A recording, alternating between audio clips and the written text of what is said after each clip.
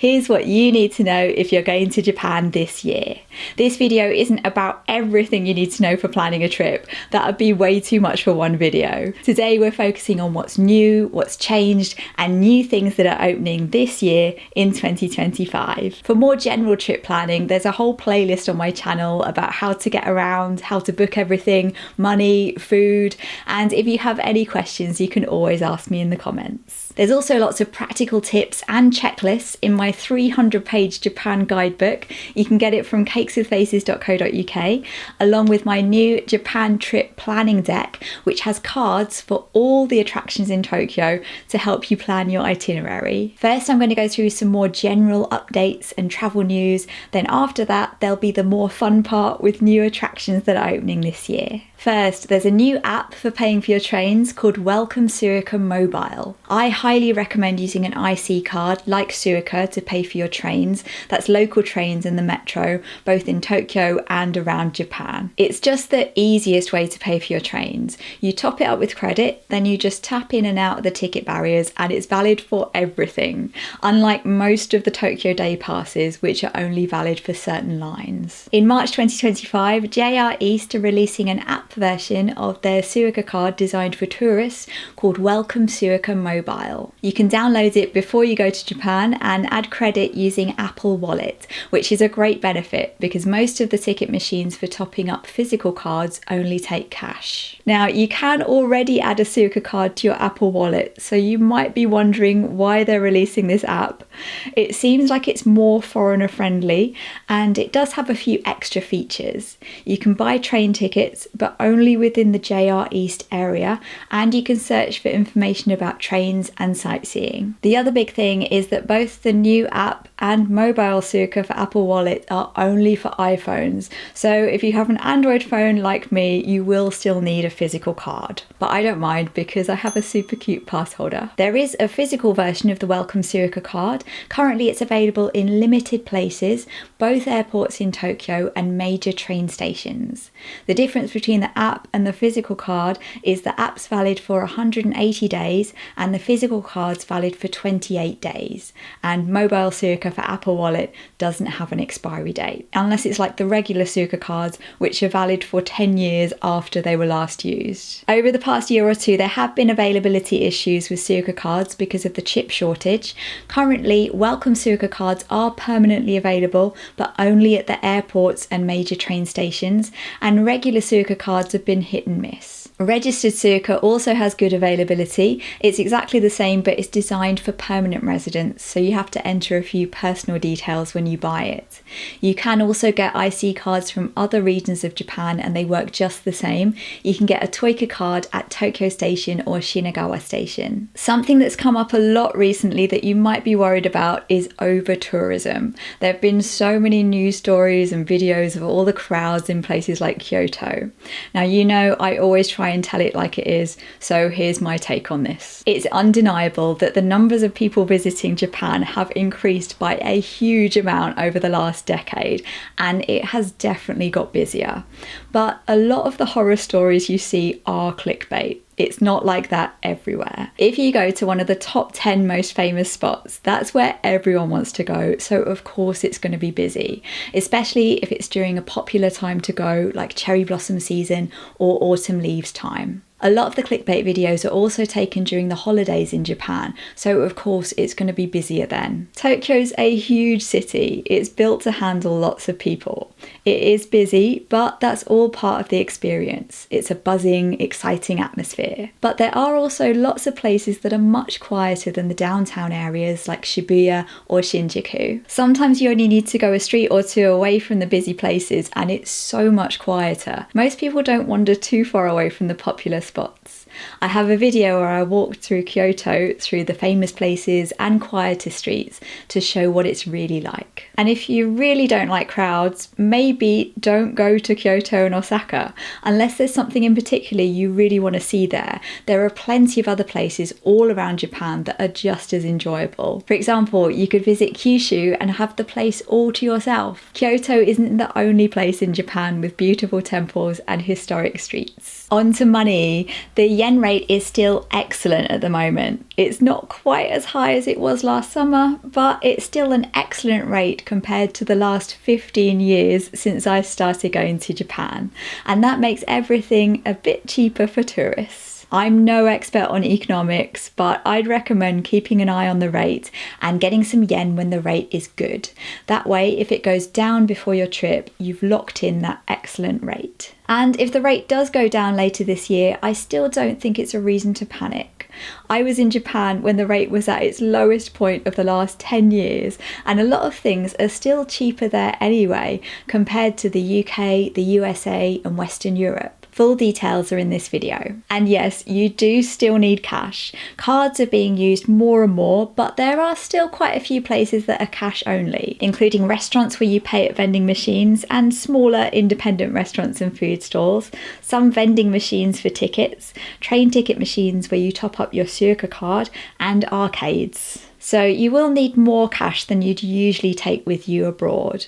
Having cash is also a good way to control your budget, especially your spending money, because there will be a lot of things you want to buy. Now, since the price of the Japan Rail Pass went up at the end of 2023, for most people it's probably not worth getting one anymore unless you'll be travelling around long distance a lot. But if you are travelling around Japan outside Tokyo, it's still worth looking at regional rail passes, which include all your trains from a particular rail company for a set number of days in a certain region. There's a whole range of them. For example, last year I got the Northern Kyushu Pass, which included all trains from Japan Railways and the Shinkansen for 5 days, and it cost less than buying the tickets individually. There's great information about all the passes on japanguide.com. They also have a calculator where you enter the details of the long distance train journeys you'll be doing, and it suggests which passes would save you money. Most of the passes don't include the trip from Tokyo,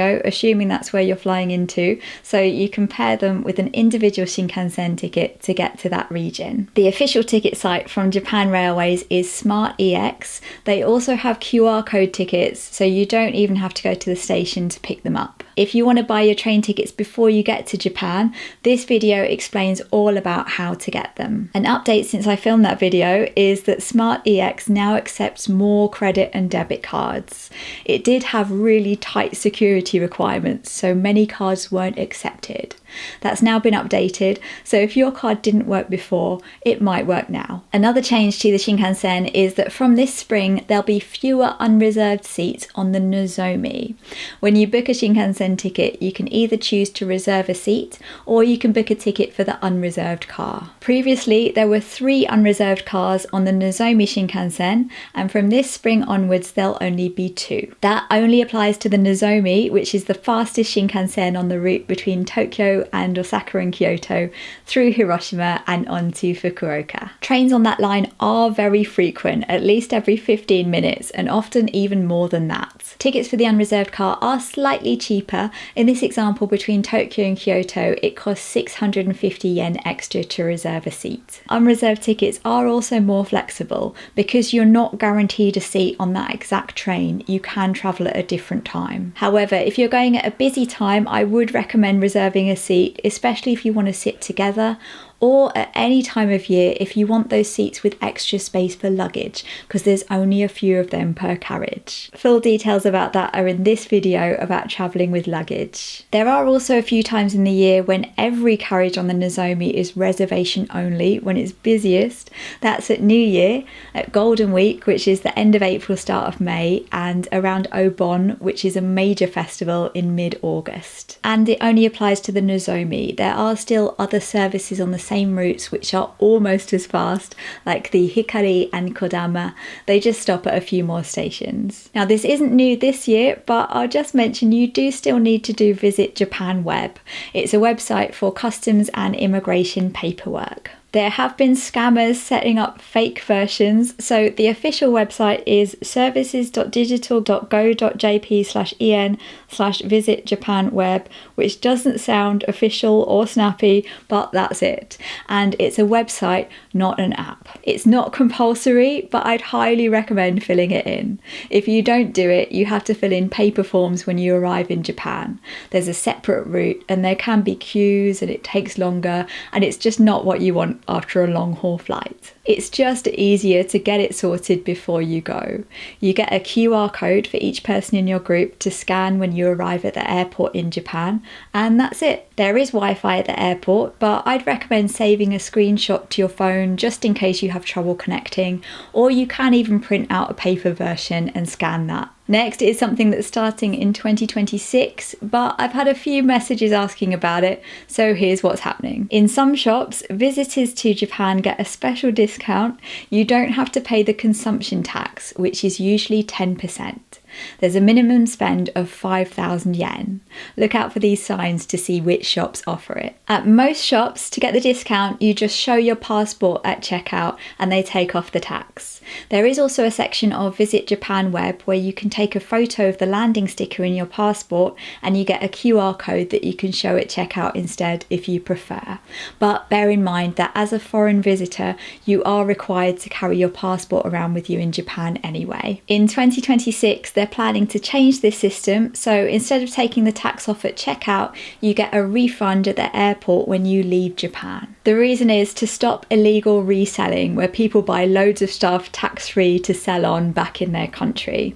But this isn't happening until 2026. On to the new attractions that are opening in Japan this year, and these are the major new things. For smaller new things, I have a series called Japan Travel News that also has exhibitions, pop-up theme cafes and smaller new things. It's every couple of months. The next one's next Thursday, so subscribe if you want to see that. First is the TeamLab Planets expansion, which opens on the 22nd of January. TeamLab Planets is an attraction where you walk through different rooms with projections, lights and music, and you feel like you're in another world. The expansion will increase the size by 1.5 times, so it's a significant increase. There'll be 10 new installations, including the Athletics Forest, which is like the upstairs part of the previous TeamLab Borderless, the Catching and Collecting Forest, where you catch animals from the walls on your phone. I went to a similar one in Fukuoka.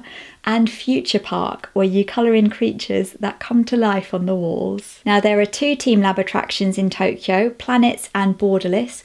I love them both, but if you only have time for one, after the expansion, I'd recommend Planets. Planets is more fun and interactive and more unusual, whereas Borderless is more about watching and looking at things. But Planets is also more physical, so if you have any mobility issues, Borderless is the one to go for. I think it's almost completely accessible. I have a blog post comparing the two with all the details on cakeswithfaces.co.uk. Next, in December, Donkey Kong Country opened at Universal Studios Japan. It's a whole new section of Super Nintendo World with a new ride called Minecart Madness that's a family coaster. Super Nintendo World was already really popular, so now with the new section, more people than ever are going to want to go to it. Universal has timed entry to get into Super Nintendo World because it's so popular, so just having a park ticket doesn't guarantee you entry into that section. Currently, you can either buy an express pass.